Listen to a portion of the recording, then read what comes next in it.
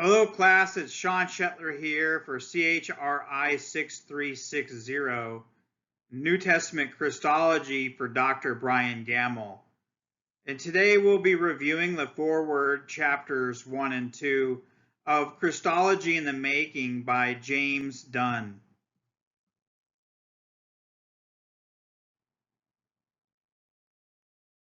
For our agenda, we'll be covering the Foreword, Chapter 1, Chapter 2, the Son of God, and we'll be following that up with Christianity Today, a personal thought, critical comments and critique, personal reflection, and relevance for today.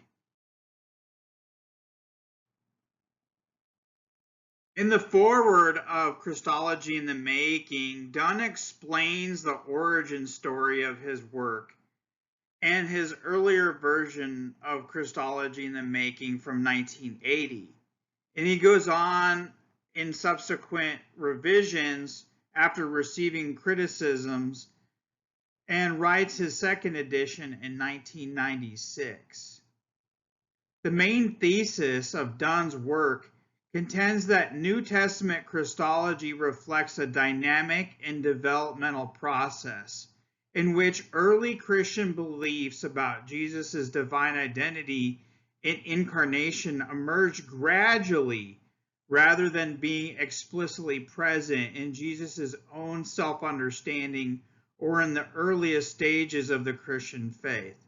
He argues that the high Christology expressed in concepts such as pre-existence, divine sonship, and incarnation evolved within the matrix of the Jewish monotheistic and wisdom traditions, and it actually reached its fuller expression only later in the first century Christian community, particularly in the Johannine corpus. Thus, early Christological formulations reveal conceptuality in transition, as he's coined in this book. As the earliest believers struggled to articulate Jesus' significance in relation to God without abandoning Jewish monotheism.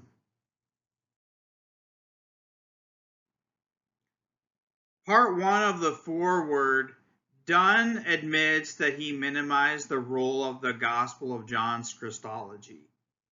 He treated John's prologue as the final stage, but overlooked how the Logos and the Son of God motifs shape the whole Gospel within its Jewish mystical background. There's no direct critiques here, but Dunn's own correction. Jewish and apocalyptic and Merkaba mysticism. Dunn acknowledges that he neglected the Jewish mystical and apocalyptical traditions like heavenly ascent and visions of divine glory. These traditions influenced early Christian views of Christ as exalted or divine. Christopher Rowland exposed this gap, prompting Dunn's later recognition. Conceptuality and transition. Methodology unclear. Dunn concedes he didn't clearly explain that Christological terms, for example, Son of God or wisdom, were fluid, not fixed in the New Testament period. And critics wrongly assumed he denied high Christology in key passages, Philippians 2 and Colossians 1. This misunderstanding arose from his insufficient clarity on historical development and evolving meaning.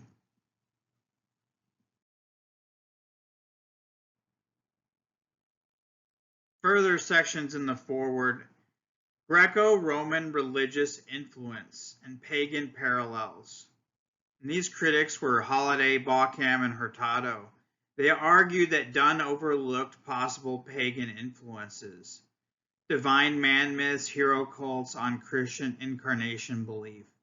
Dunn's response, he concedes he didn't fully explore this, but he defends his choice, focused on the Jewish context, not broad Greco-Roman religious parallels, and claims Hellenistic Judaism was the main environment shaping early Christology. Another point was Paul's Christology and the Damascus Road experience.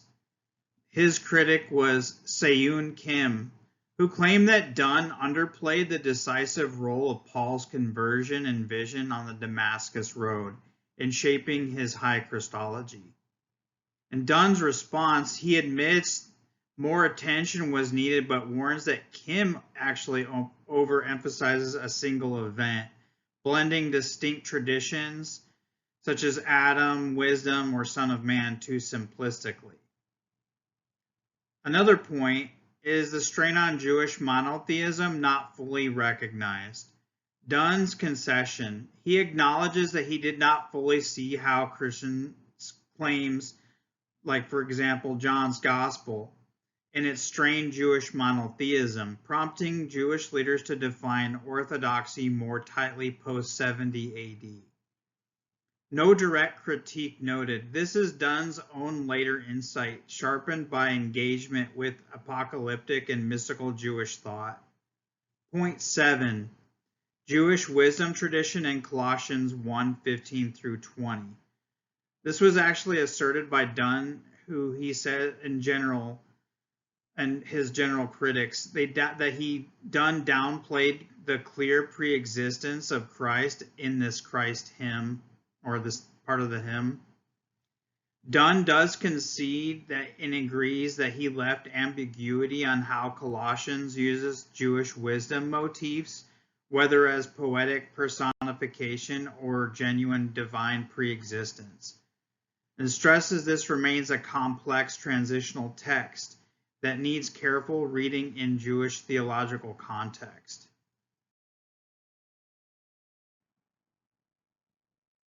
In this slide, in the section on the foreword, I compare three different scholars, Dunn, Holliday, and Siegel, on their development of Christology in early Christianity. I try to highlight their main perspectives and critique Dunn's view and the others, and identified the problems or weaknesses. Dunn argues that Christology developed gradually after Easter. Jesus himself did not think of himself as divine during his earthly ministry. Belief in Jesus' pre-existence and in the incarnation came later through the church's faith and reflection. This is a view of conceptuality and transition, as Dunn coins here, rather than immediate high Christology. Some scholars critique Dunn for underestimating how early high Christology appeared in Christian beliefs. Holliday takes an earlier stance, asserting that belief in Jesus' pre-existence and divinity appeared much earlier than Dunn suggests. Some traditions even place this belief before Paul's early writings.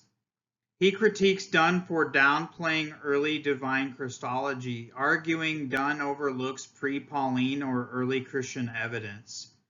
The note mentions no major weakness identified in Holliday's critique, though it may not be conclusive. Siegel critiques both Dunn and Holliday, but leans toward affirming an early high Christology. Siegel claims that Dunn wrongfully focuses everything on Jesus' self-consciousness, implying Christology isn't just about what Jesus thought of himself. Siegel points out that Dunn misrepresents his own model of conceptuality and transition, and he stresses that Christology includes the church's theological development and is not solely about Jesus' self-awareness. These three scholars offer varied views on what and how early Christology developed. The discussion revolves around whether Jesus had a self-understanding as divine and how quickly the early church formed high Christological beliefs. Understanding these nuances helps us appreciate the complexity of early Christian theological reflection.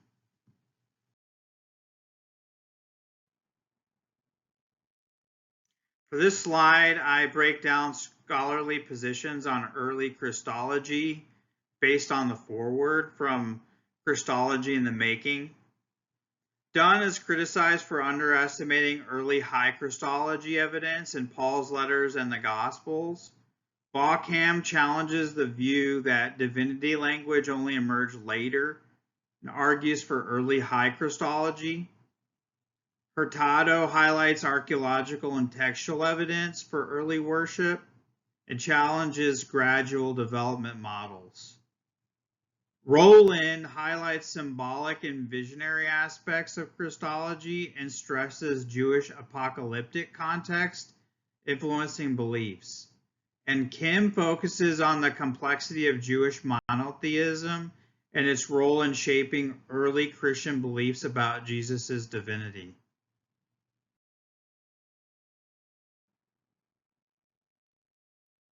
Chapter 1, the introduction, explores how and when Christians first came to believe that Jesus was God incarnate.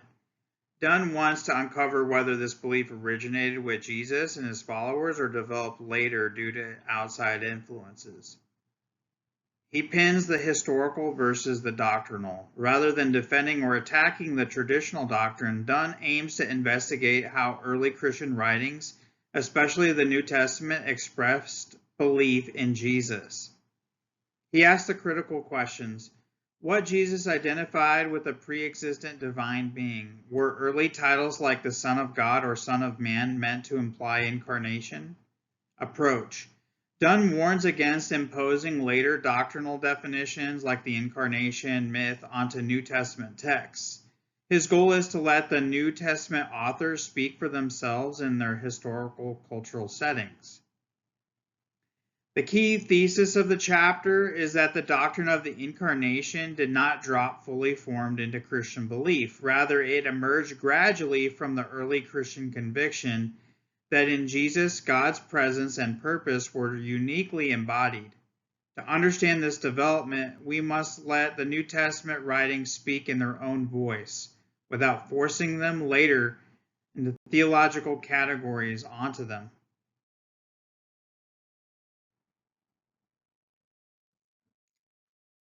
Chapter 1, the introduction, the main focus is that Dunn investigates the origins and the doctrine of the incarnation. He tries to frame things with a historical context, the central belief of Christianity reaffirmed by creeds and early theologians. The modern challenges he brings up are the Enlightenment rationalism, the Gnostic parallels, and Hellenistic reinterpretations. The key question that he raises is, did Jesus claim divinity?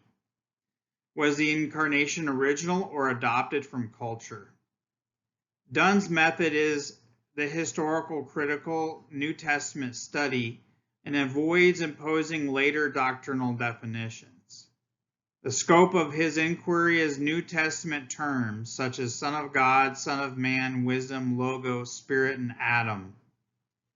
Not attempting philosophical theology or dogmatic conclusions. The goal here for Dunn is to let the New Testament authors speak in their own terms and historical settings. And his motivation is the desire for clarity on what actually is the earliest, what early Christians actually believed about Jesus.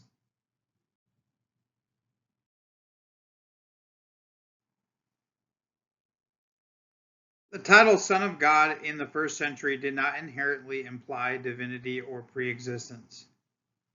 Key points from the chapter 2. First century usage was broad and non-technical, common in Jewish and Greco-Roman culture. It applied to angels, kings, Israel, and righteous men. Jesus' use of Abba was intimate, not necessarily divine. Early Christian confession evolved, not static. John's Gospel reflects later and developed Christology. The term Son of God carried a range of meanings in the first century. It did not automatically convey the divine preexistence or metaphysical identity that later Nicene theology attached to it. And Dunn argues that early Christians used this title in more functional and relational terms, and that its theological significance grew over time as Christian reflection deepened.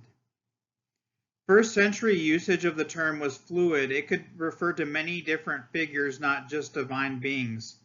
In both Jewish and Hellenistic settings, Son of God could describe angels, kings, and prophets, or even entire nations like Israel.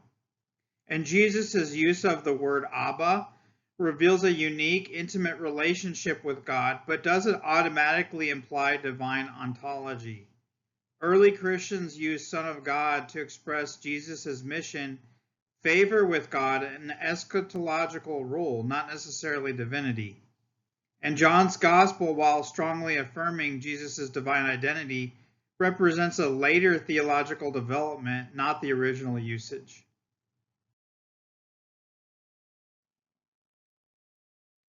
Chapter 2 investigates what Son of God would have meant to Jesus' contemporaries, not in the later creeds.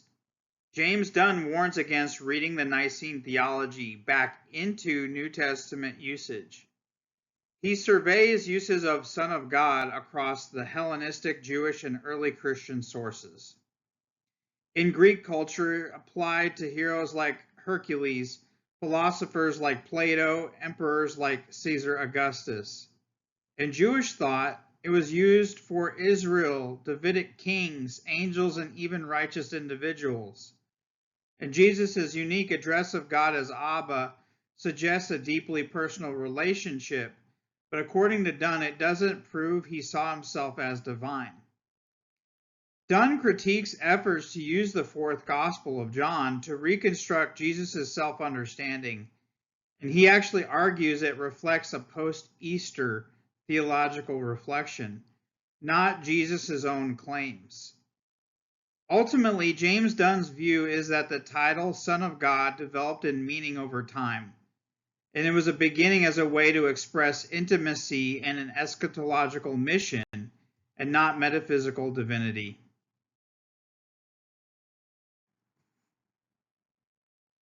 Relevancy for Christianity today. Appreciation for the historical development of doctrine. Dunn rightly points out that Christological understanding did not simply fall from heaven fully formed. Early Christians, shaped by their Jewish and Greco-Roman contexts, wrestled with how to articulate Jesus' identity in light of the resurrection. This serves as a reminder for today's church, our own understanding of Jesus and how it was shaped by culture, history, and tradition, and we must be aware of that influence. Encouragement of ongoing theological reflection. Dunn challenges believers not to rest in inherited creeds alone, but to keep exploring and questioning the meaning of Jesus' person and work.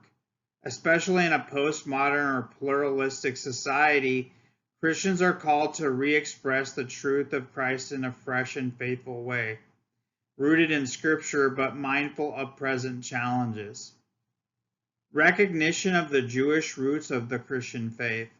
A key contribution of Dunn's work is his insistence that Jesus and the earliest believers were deeply embedded in Jewish monotheism.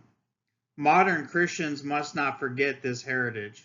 It keeps our understanding of Christ connected to God's covenantal work with Israel and prevents us from imposing later Gentile or Western ideas onto the New Testament.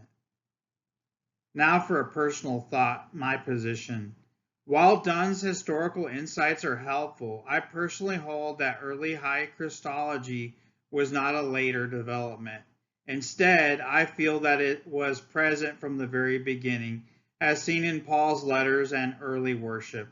This conviction reinforces that church's belief that Jesus is not merely a moral example or a moral teacher, but instead is the God incarnate, worthy of worship, a truth that remains central for Christian faith and practices today.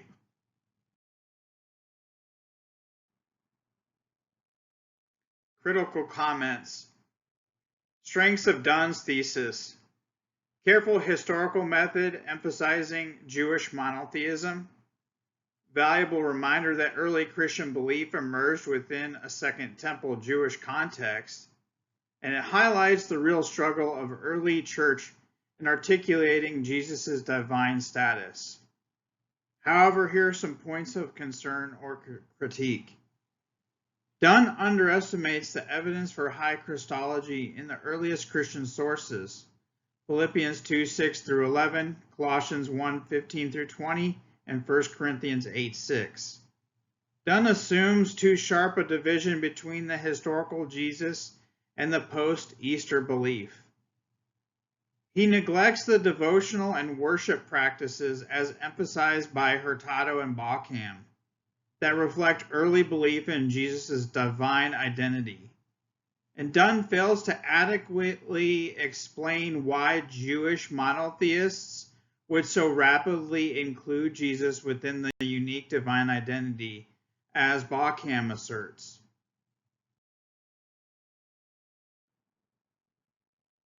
Personal reflection. Dunn's developmental model fails to fully account for Paul's letters, Philippians 2:6 through 11, the Christ hymn, and Colossians 1:15 through 20, which present Jesus in divine terms or pre-Easter. Bauckham and Hurtado offer a stronger, more textually faithful reading. Early Christians saw Jesus as sharing God's divine identity and worthy of worship from the start. Relevance for today. Christology shapes how Christians understand Jesus' authority, uniqueness, and role in salvation. It affirms that Christian worship, prayer, and devotion remain centered on the divine Jesus, not a later theological invention, but an original apostolic conviction. This counters modern views that reduce Jesus to merely a human teacher or prophet.